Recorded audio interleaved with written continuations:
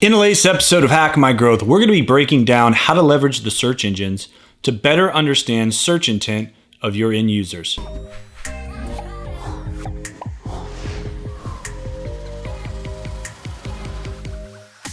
If this is your first time watching, or maybe you've been watching a while and you have not yet hit subscribe, please do so now. We create new content each and every week to help you get the most out of your digital marketing efforts. As I said in the opener, we're talking today about search intent, and this is something we've discussed a few times already on this channel.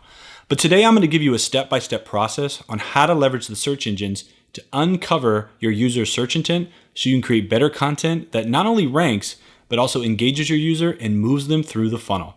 All right, let's go. So in this video, I'm going to be walking you through a worksheet I created, and it's part of a larger project that I'm currently working on right now, but I think it's super applicable today.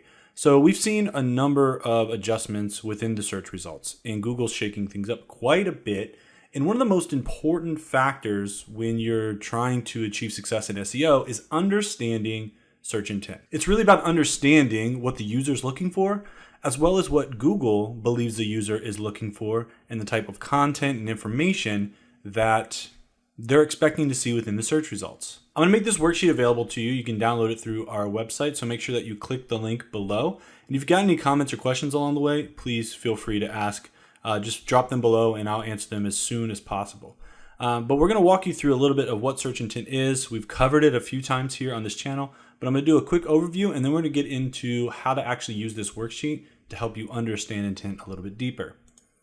So when it comes to search intent, we really are looking at the types of queries that people make and what are the expectations for those specific queries. So we've got informational query, we've got navigational, we've got commercial and transactional.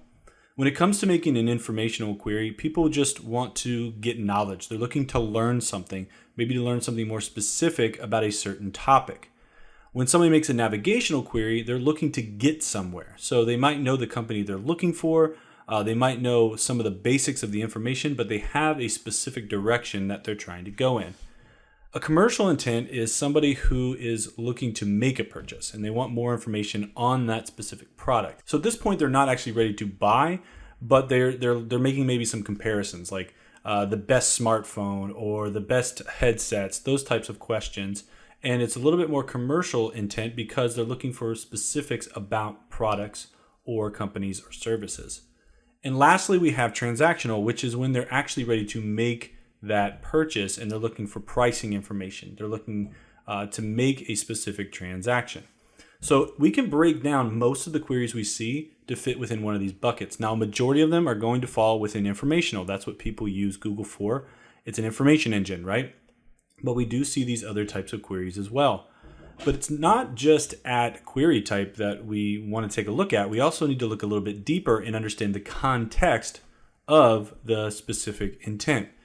So this is where we can get into the emotional layer of why people are doing the things that they're doing. Emotions play a huge role when it comes to the actions we take. And if we can understand the interactions between the intent from a query standpoint and emotional search intent, it can really help make sure that we create the type of content that both the user and the search engine is looking for.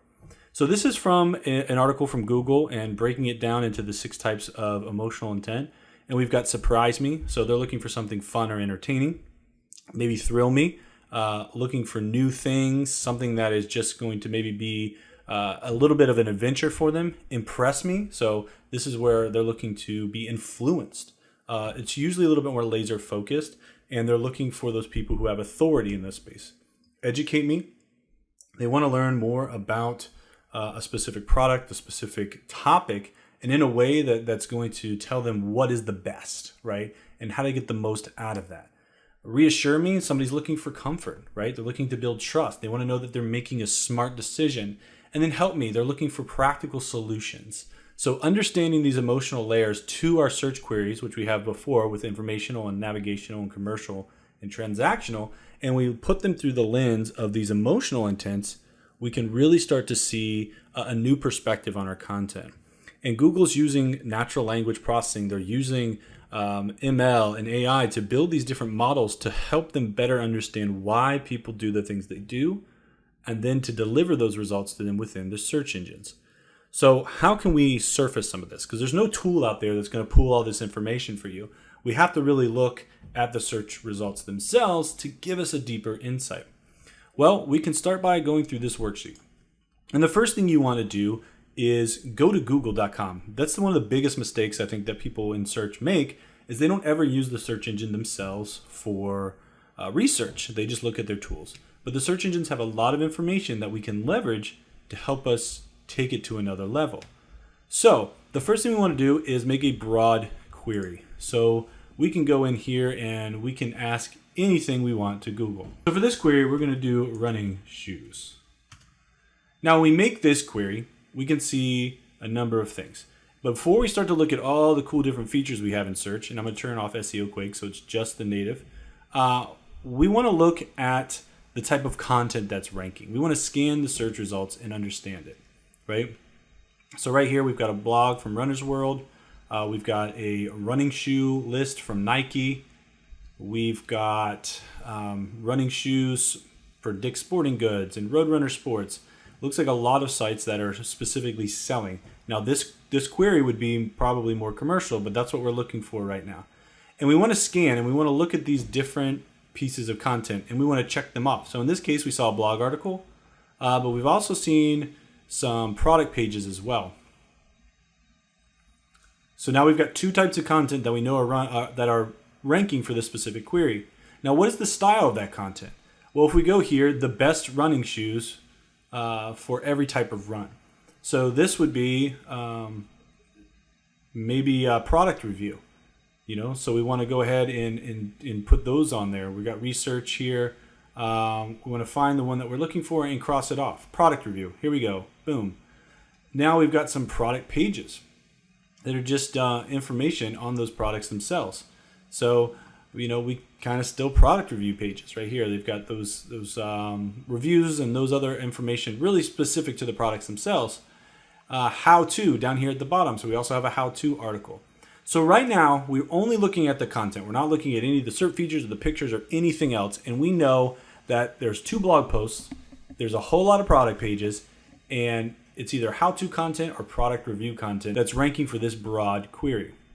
Now, if we go to the next page, we want to start looking at SERP features. Now, as you can see, there's quite a bit of SERP features here. We've got product ads here at the top.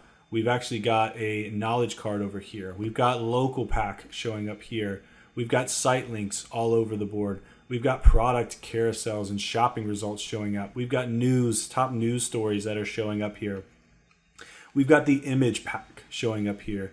And then we've got related searches. So within this one query, there's quite a bit of things going on. Now, based on that information, what type of query is this? Well, I would say it's probably commercial. At this point, we're not looking for prices. We're looking for information on running shoes. And so based on what we know now, we can start to look at the content we need to create. If we're selling running shoes, well, we need to have a running shoe product page, and we probably need to have some content on how to pick the best running shoes or strategies around what the best running shoes are. So as you can see, we know that the users in this case, they're looking to learn more information about a specific type of shoe and how it's going to impact something that they do, which would be running in this case. So this is a quick way to look through the search results and really get a better understanding of the types of intent. So let's try this again. All right, so this time I changed the query, and in this time it's not as broad as the one was before. It's a little bit more narrow, but it's still broad enough. And it's how to start a garden. And if we look at the search results again, we'll start at step 2. We've already made our query. Let's start at step 2. What type of content? Here we've got, looks like a blog article, another blog article. We've got a blog article, lots of different blog articles here. So right now we can go ahead and check off articles and blog posts. Now, what is the style of content that's ranking? We've got how-to content, another how-to content with a list. So we've got both of those here. Again, here's another list, how-to, another list. This is just a guide, I would say, basics for planning. So we looked over here, we've got how-tos, we've got lists, we've got a guide, and we've got basically articles and blog posts. Now let's take a look at the search results. What are the different SERP features? Well, we've got the ads carousel, we've got people also asked, we've got videos showing up here. We've got the image carousel, and we've got related search. And in this case, it's showing books about gardening, and as well as basic gardening tools. So Google's starting to show us some of the other intents that people have. They're saying, okay, you want to learn how to garden? You're probably going to need some tools for that. So based on this information, we can tell that this would be an informational query. And if we want to rank here, we need to create blog content because that's what's ranking, or maybe blog with video content. And we need to do it in a way that's either how to, because that's what the query is, but maybe also look at putting in some list or steps that people can use in order to learn more about gardening in this case. So as you can see, the intent here, it's definitely informational. The types of content we need, people are looking for steps. They're looking to be helped. We look at that emotional need that we talked about before. And they're looking for somebody that's going to be able to walk them through this entire process. So take this search intent exercise and run through it when you're looking at creating content, when you're looking at what are the things you need within your site in order to rank for a specific query. Ask yourself these questions and use this, print it out, check it off as you go through it, and slow down a little bit before you just start creating content hoping you're going to rank. Use the information right here within the search results, check off the different things that apply to it, and then you have a better idea of both the query intent, but also the emotional intent of the user and the types of content both they as well as the search engines are expecting. So I hope you found this helpful. If you've got any questions or comments about this video, please make them below. We'd love to continue to have that conversation with you. And don't forget to subscribe. We create new content each and every week to help you really maximize your SEO and your digital marketing efforts online. Thanks again for watching, and until next time, happy marketing.